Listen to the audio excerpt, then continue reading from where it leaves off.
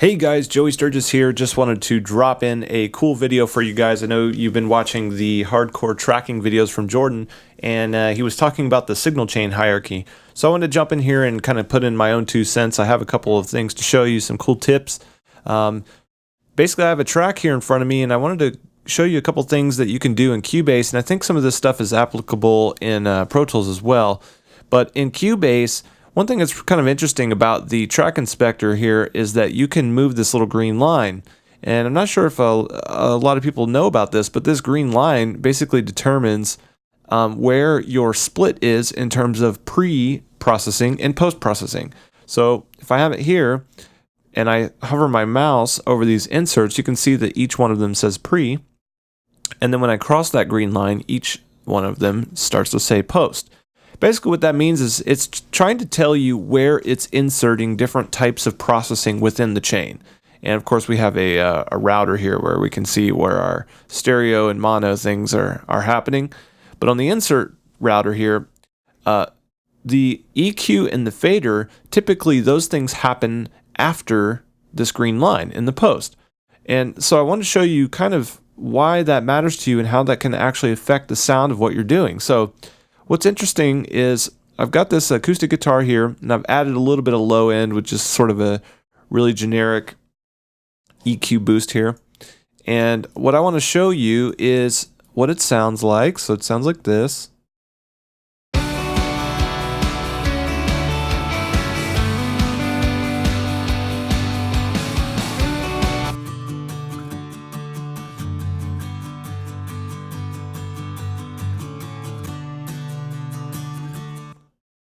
Now right now I have the compressor set right here and I have the EQ over here. And if you move this compressor past the EQ, you're going to get a little bit of a different sound, and it sounds like this.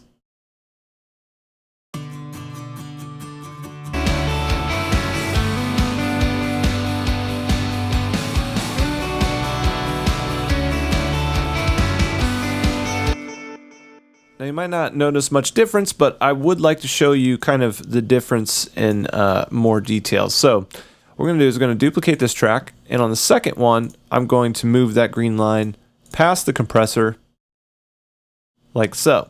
So this one, we've got the compressor post EQ, and this one we have the compressor pre EQ, okay? So what we'll do is we'll just set them up pretty loud so we can kind of hear it. Notice also that by changing that fader movement here, I am boosting the audio into the compressor on this specific example. So we're going to name this one compressor is post. And this one's going to say compressor is pre. Let's take a listen to the differences and see what we got.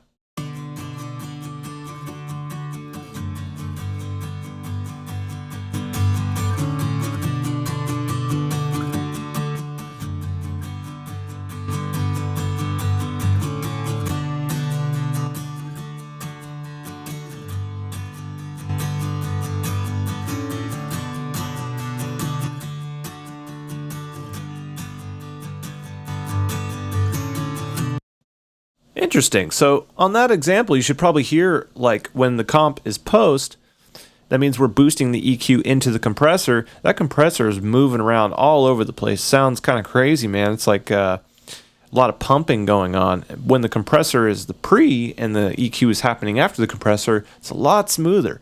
So you'll see people like Chris Lordalgi, he'll talk about how he likes to EQ into the compressor. Well, that doesn't always work, especially in this case here.